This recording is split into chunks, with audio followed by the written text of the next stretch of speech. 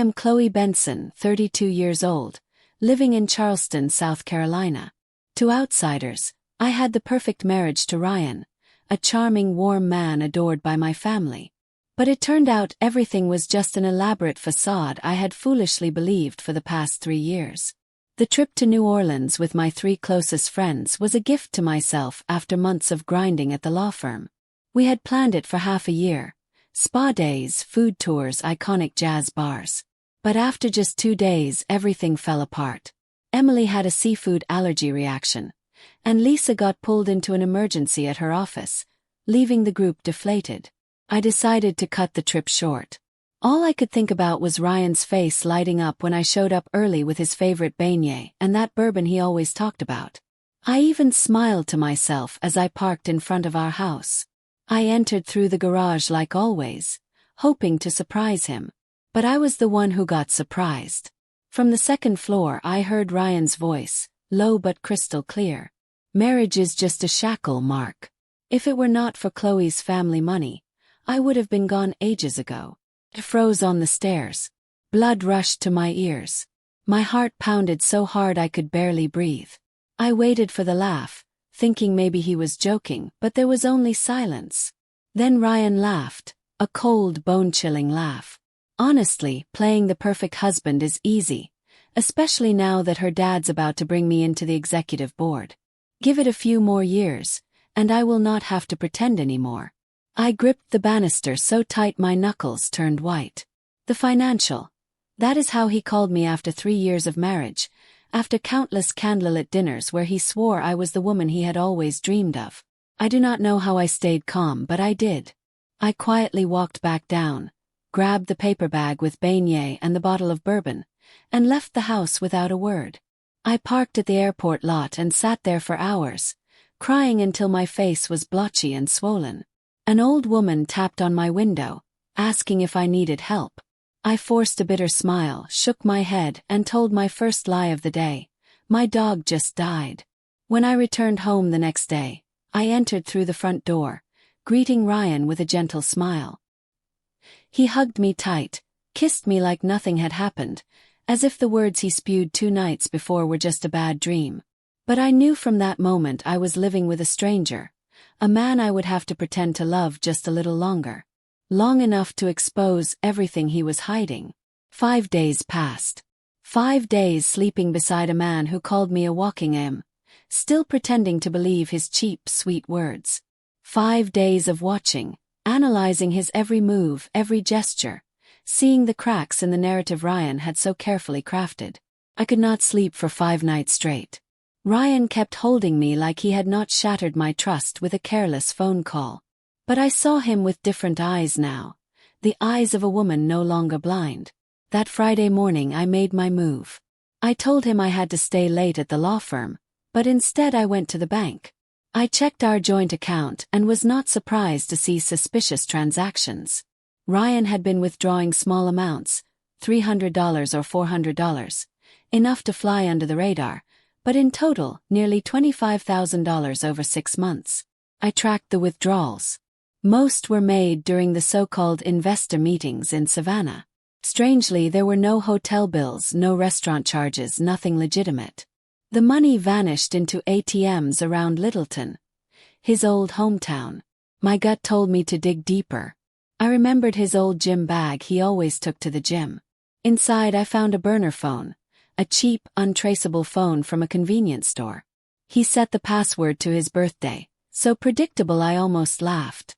But the laugh tasted bitter. Only one number was saved, under the letter M. The texts cut through me like knives. "Miss you. Almost there. Just hang in a little longer. Be patient, Marissa. We will have it all once I make it onto the board." Chloe has no clue.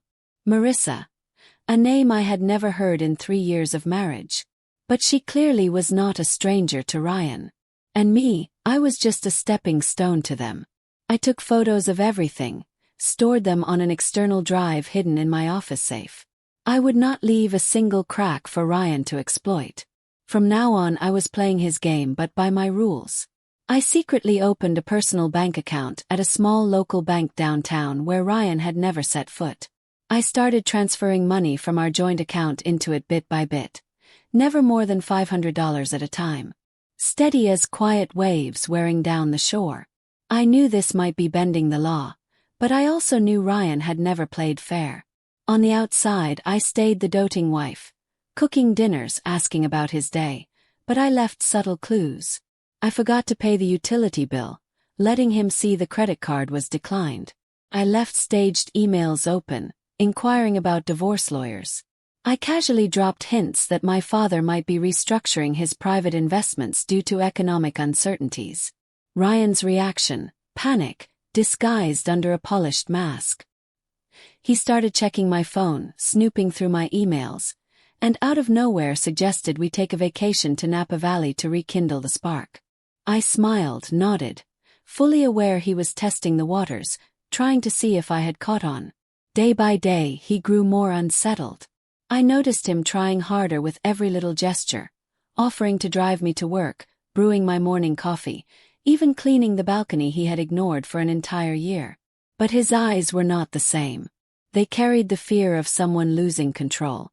I had everything I needed: proof of his withdrawals, the texts to Marissa, and most importantly, my confidence. I was going to let him believe everything was still under his control just a little longer. I wanted Ryan to taste the same helplessness he had so casually inflicted, to feel the weight of the chessboard shifting right under his feet. And when the time was right, I would make sure he could not get back up. I started changing. Nothing drastic, nothing too obvious.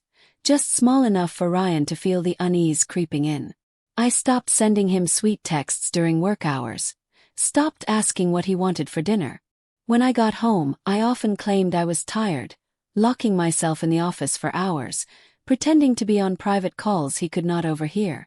Whenever Ryan asked who I was speaking to, I would smile faintly and throw out something vague. An old client from Atlanta, a few projects needing review.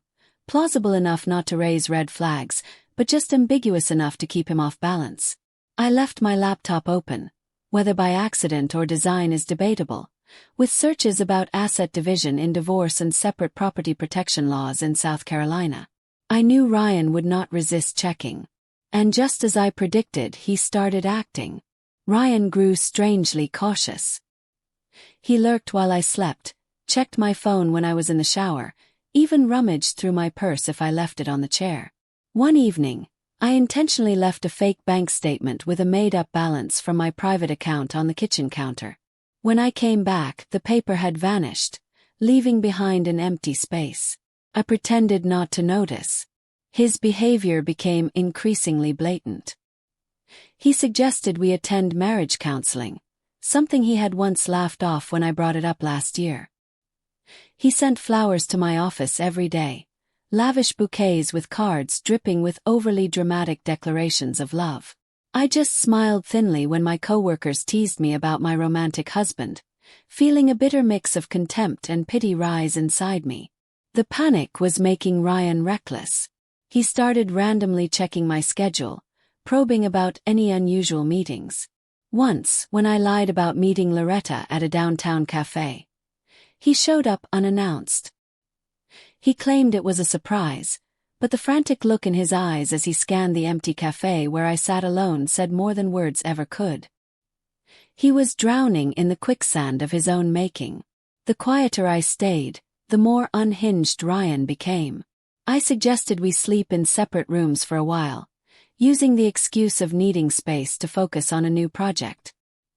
He agreed, but those nights I caught him standing silently outside my door, ear pressed against it, desperate to catch any hint of what I might be plotting. One morning I missed his call while I was in a meeting. Within 1 hour, he had called me 19 times. When I finally answered, Ryan was panting, his voice trembling with fear and desperation. "Are you okay? Did something happen with your family? You are avoiding me, are you not, Chloe? You cannot do this to me." I replied calmly, "What exactly are you so worried about, Ryan? I'm just busy with work." The silence that followed stretched long enough for me to hear the clock ticking on the desk. I noticed him starting to do things he had never done before, reorganizing the bookshelves, replacing hallway light bulbs, washing the car under the blazing sun. Sudden acts of domesticity so over the top that I did not need to say a word to know he was trying to prove his presence was still necessary. I did not give him that chance. I left divorce lawyer brochures in the mail tray on my desk, knowing he would find them and spiral.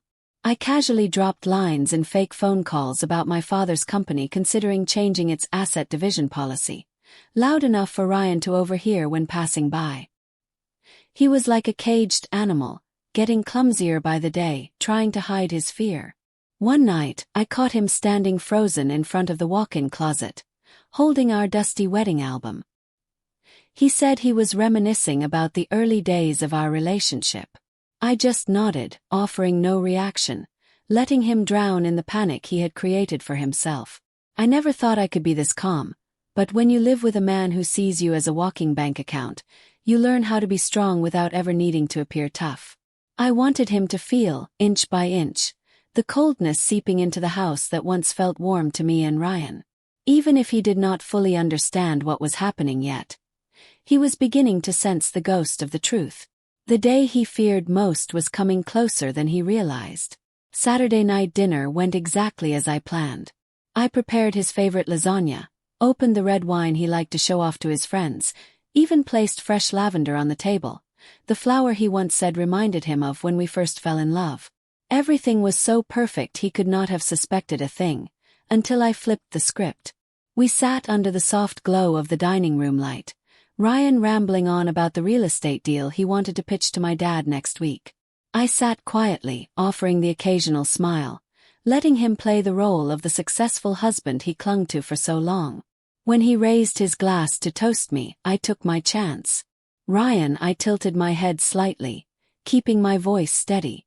Do you remember what you said during our 3-year anniversary dinner? That I was the best thing that ever happened to you? He smiled, that familiar gleam of confidence in his eyes. Course I remember, why do you ask? I swirled my wine, pausing just long enough to make him squirm. Because I said, eyes locked on his face, I think you forgot what you told Mark in your office last week. About regretting our marriage, about how if it were not for my family's money, you would have left long ago. The wine glass in his hand froze mid-air. I watched his throat tense as he swallowed hard, but he tried to keep his cool. Chloe, you misheard. That was just venting to a friend. Everyone gets frustrated sometimes, says things they do not mean. You know that. Sometimes people say dumb things when they are overwhelmed. I chuckled softly, void of any warmth. Oh, and what about calling me the money wife? Was that part of the frustration too? Or the plan to climb onto the executive board so you would have more options? Ryan slammed his glass down so hard the wine spilled onto the plate. He threw his hands up, looking like a man backed into a corner. Chloe, please let me explain. I have been under so much pressure, from work, from your family, from you. I felt trapped, but I never stopped loving you. I said those things when I was drunk. You have to believe me. I leaned back in my chair, watching the man I once thought was my safe harbor now flailing in his pathetic performance. Interesting, I murmured, because I remember you being completely sober. And sober enough to be texting Marissa. Or was she just another part of your crisis? Ryan turned pale. Now he had no excuses left. He stammered, then broke down in tears. The same tears that once melted my heart now only filled me with disgust. Chloe, you cannot throw away everything we have built over one bad night, right? Have you thought about maybe having a baby? Could help us heal things. I laughed. This time the sound was as sharp as a blade. Ryan, I leaned in close, speaking slowly. If you think a baby is going to chain me down, you are just digging your hole even deeper. I stood up, not rushed, not angry. Everything I needed was already in my hands. I looked at him one last time, catching that desperate, broken look in his eyes, and I knew I was in control now. Dinner ended without anyone touching dessert. Ryan sat motionless at the table, clutching his hair in frustration, while I walked upstairs, locked the door, and smiled for the first time in months. Not because I felt victorious, but because I knew the game was over the moment he realized I had heard everything. I did not give Ryan another chance to act. The next morning I left the house early, leaving him behind with a messy kitchen and the suffocating air of defeat. I went straight to the office of my private attorney, A woman Loretta had introduced me to, someone far removed from my family's social circle. Margaret Fields, a specialist in marriage and asset law, welcomed me into her small but discreet office in West Charleston. She did not need much explanation. The evidence I brought was enough for anyone to see exactly the kind of man Ryan was. "I have seen plenty of complicated divorces, Chloe," she said calmly, "but I have to say your husband is not just unfaithful. He is stupid. What he left behind, the bank transactions, the burner phone, the texts with Marissa, they are a gift to us." I nodded, needing no more comfort. I no longer needed pity from anyone. Within 1 week, I worked closely with Margaret and my family's financial team. Every joint account, every trust one had once foolishly allowed Ryan to access, was immediately frozen. He had no clue. I let him believe everything was fine, letting him play the perfect husband for a few more days. I met privately with my parents on Sunday evening in our family office. It was not easy to bring up. My father had always seen Ryan as the son he never had, and my mother once called him the golden son-in-law. But this time I kept my emotions out of it. Once I laid out the evidence, the room fell into a heavy silence. My father, the man who believed he could see through anyone with a single look, said nothing. My mother cried, but she did not hug me like she usually would. She just whispered quietly, "My daughter does not deserve this." I persuaded them to stay silent until everything was settled. My father reluctantly agreed. He had lost his faith in Ryan, but it seemed his disappointment in himself cut even deeper than the betrayal itself. 3 days later, Margaret filed the divorce papers, complete with all the evidence. In court, Ryan was served while sitting in a meeting, pretending to discuss investment strategies with one of my colleagues. The look he gave me, I will never forget. Shock, panic, then fury. But I only smiled faintly, nodding to him like any partner whose contract I was about to terminate. With irrefutable evidence and the full backing of my family's finance team, the divorce moved faster than I expected. In just 3 weeks, the court granted my request. The marriage was deemed fraudulent from the start, nullifying most of the prenuptial agreements in my favor. Ryan was cut off from every asset, every investment, every trust fund he once bragged about to his friends. He even had the audacity to demand the sports car I had given him for his birthday last year.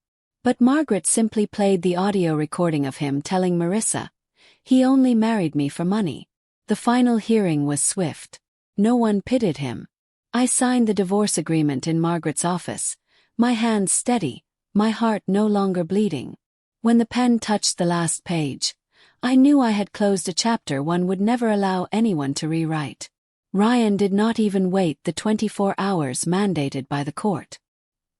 He disappeared from our house that very night.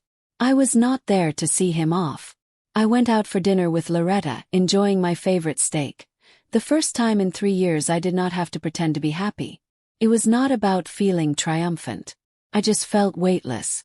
Ryan always thought he was the one writing the script for our marriage, but he forgot his so-called money wife could just as easily write her own perfect ending. News of our divorce spread faster than I anticipated. Charleston is small enough for whispers to travel from ear to ear, and fake enough for people to act like they had never heard a thing when running into each other at charity galas or garden parties. Ryan did not just lose his financial privileges. He lost the image he had carefully built over 3 years. Those who once called him the perfect son-in-law turned their backs on him overnight. His friends avoided him. Business partners kept their distance. And his own family sent me a half-hearted apology text once everything unraveled. I heard through the grapevine that Ryan had moved into a cheap rental apartment in North Charleston, a far cry from the lavish dinners and suffocating cocktail parties he used to thrive on. But he was not alone. Not long after, Loretta sent me a photo, Ryan hand in hand with a tacky blonde woman at a cheap bar near Littleton. Marissa. The same woman from those sickly sweet messages he sent while lying next to me.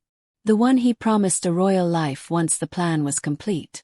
I was not surprised, nor was I angry. I quietly saved the picture as a reminder that when someone who used to leech off others loses their lifeline, they quickly look for a new target. A week later, I received an email from Marissa herself. Her tone was defiant, laced with arrogance. "Chloe, I know it must hurt to see Ryan finally happy with someone he truly loves, but you do not need to worry anymore. He chose me." I laughed. No rage, no bitterness. I replied with just one line. "Good luck, Marissa. You will need it." I did not need to explain. She would figure it out soon enough. What Ryan did to me, he would do to her. Men like him do not change. They only change their targets. As for me, I moved out of the house that was never truly a home just 2 weeks after the final hearing. I rented a small apartment by the river where I could sit for hours on the balcony, watching the sunset ripple on the water with no one to interrupt me. I painted the walls in my favorite cream color, hung paintings Ryan used to mock as too girly. Those little things which once seemed insignificant made me feel, for the first time in years, that I was truly living for myself. The first few nights in my new place were not easy. I did not cry because I missed Ryan. I cried because I mourned the version of myself who once believed in a love that turned out to be a lie. But that pain did not last. It made room for a kind of freedom, lighter than anything I had ever known. My parents, after dealing with their own heartbreak, slowly became more proactive in reconnecting. My dad would sit with me on late evenings, saying little, just sharing a beer and watching baseball like we did when I was a kid. My mom sent me links to articles titled things like "Signs He is a Gold Digger." I only smiled politely but appreciated her heart was in the right place. Loretta became my inseparable companion. She dragged me to yoga classes, hiking trips, and cooking classes I had always been hesitant to try. I made mushroom risotto for the first time, and no one tried to take over the kitchen. I gradually reclaimed the pieces of myself I had lost in my marriage to Ryan. I laughed out loud in coffee shops without caring about the looks I got. I embraced quiet evenings alone with a glass of wine and an old jazz playlist Ryan used to mock. Ryan thought he would destroy me, but all he did was help me find myself again. A month later, I received an invitation to speak at a women's law conference in Atlanta on the topic of financial self-protection in marriage. I chuckled when I read the email. I figured maybe it was time to tell my story, but not with bitterness. Just the story of a woman who had once been seen as a walking wallet and learned how to lock that wallet and her heart at the right place at the right time. My new apartment was on the 3rd floor of a small building near Charleston's historic district. It did not have a big backyard, no luxurious living room like the house I once shared with Ryan. But from my bedroom window, I could see the cobblestone street leading to the river. For me that was enough. I chose the paint colors myself. Soft olive green for the living room, creamy yellow for the kitchen. No one interfered. No one commented that the color is not good fun. Like Ryan used to, I hung up my old college photos. Moments I loved but had hidden away behind the lifeless art Ryan picked out. On my first night there, I opened my favorite bottle of wine, sank into my newly bought armchair, and watched the golden light bounce off the ceiling. A small, quiet space untouched by anyone, where no one told me to lower my voice or mold myself to please them. I spent time rediscovering things I had abandoned. I signed up for a pottery class every Wednesday night. Beneath the clumsy glaze and awkward shapes, I realized how long it had been since I let my hands create something I truly loved. I also started reading old books, things Ryan used to scoff at as a waste of time. On Sunday mornings, I rode my bike along the river, breathing in the salty ocean air. I smiled when I caught myself humming along to an old song playing in my earbuds, not even realizing it. For the first time in years, my laughter was not forced. After everything, my parents also became a stronger anchor than ever. Family dinners were no longer a stage for Ryan to brag or control the conversation. My dad grew quieter, but each time he patted my shoulder, his eyes said more than 100 words. My mom, she became an unexpected ally. She no longer sent me articles about spotting a gold digger, but instead recipes for the apple pie I loved most as a child. Loretta never left my side. She pulled me into endless coffee dates where we talked about everything but Ryan. We attended art exhibitions, outdoor indie concerts, the kind of things Ryan once sneered at as stuff for dreamers stuck in a fantasy world. Sometimes I still ran into old acquaintances of Ryan's around the city. They looked at me with a mix of pity and curiosity.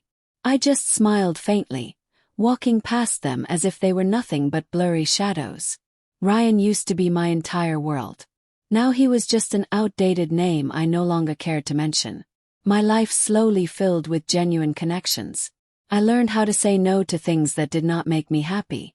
I realized sleeping alone was not as scary as I once thought. In fact, it became a time where I could listen to myself, healing invisible scars I had once pretended were not there. One late night, I received another email from the Atlanta conference. They invited me to be a speaker for the panel on protecting women's financial rights in marriage. I spent a night thinking it over, then typed out my acceptance. Not because I wanted to relive the old story for sympathy, but because I wanted other women to know freedom does not come from anyone but yourself. Ryan had taught me the most expensive lesson of my life, and I knew I would never forget it. But I also would not let the past hold me back anymore.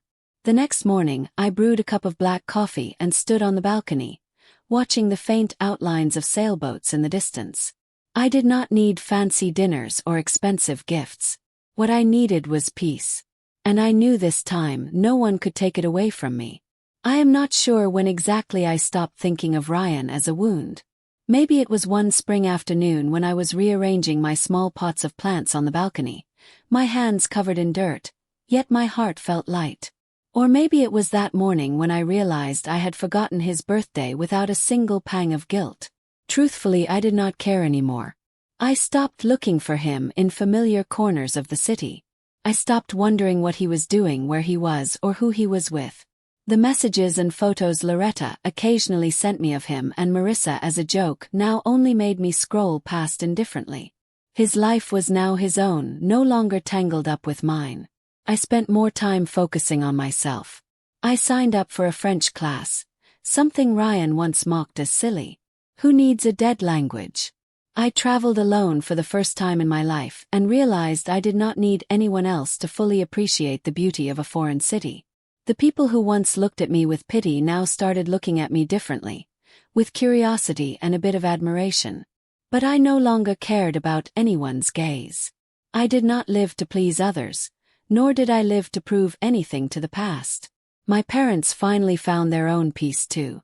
Family dinners no longer revolved around Ryan or old stories. We talked about new projects, trips abroad, future plans that, for the first time in years, actually made me excited to think about. Loretta remained the best companion I could ask for.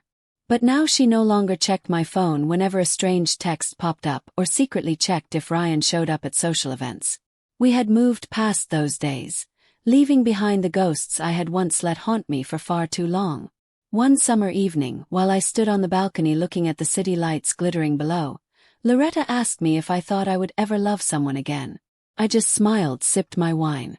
If I do, I said, that person will have to learn to love the real me, not the version they can control. Loretta did not reply. She just raised her glass and clinked it gently against mine under the soft golden light. I did not need anyone to write me a fairy tale anymore. I had written my own story, and this time I did not need a prince to feel whole. I did not need to say aloud that I was free. The way I lived, the way I breathed, the way I walked through familiar streets with new legs, that was answer enough. Perhaps the bitterest thing Ryan would never understand was this. The very things he saw as my weaknesses, my heart, my trust, were exactly what made me 100 times stronger than him. He once saw me as a walking wallet, a naive woman easy to manipulate. But I was no longer the Chloe he once knew, and I did not need anyone to know that but me. In real life, Chloe's story is not just a lesson about betrayal. It is a testament to the inner strength of a woman rising from the ashes. She chose not to drown in bitterness or blame, but to rebuild herself step by step, with determination, courage, and self-respect. Chloe understood that true freedom does not come from someone else's love or validation, but from valuing yourself enough to live a life you choose. What do you think about Chloe's journey? How would you act if you were in her shoes? Feel free to share your thoughts in the comments, and do not forget to follow the channel to catch more heartfelt stories about family. Thank you for joining us on Chloe's journey, a story of betrayal, resilience, and rediscovery. Her strength reminds us that even in our darkest moments, We have the power to rebuild, to reclaim our voice, and to choose our own ending. If this story moved you, inspired you, or made you reflect, do not forget to like, comment, and subscribe. Share your thoughts below. Have you ever faced a moment where walking away was the bravest thing you could do? We would love to hear your story. Turn on notifications so you never miss more powerful tales like this.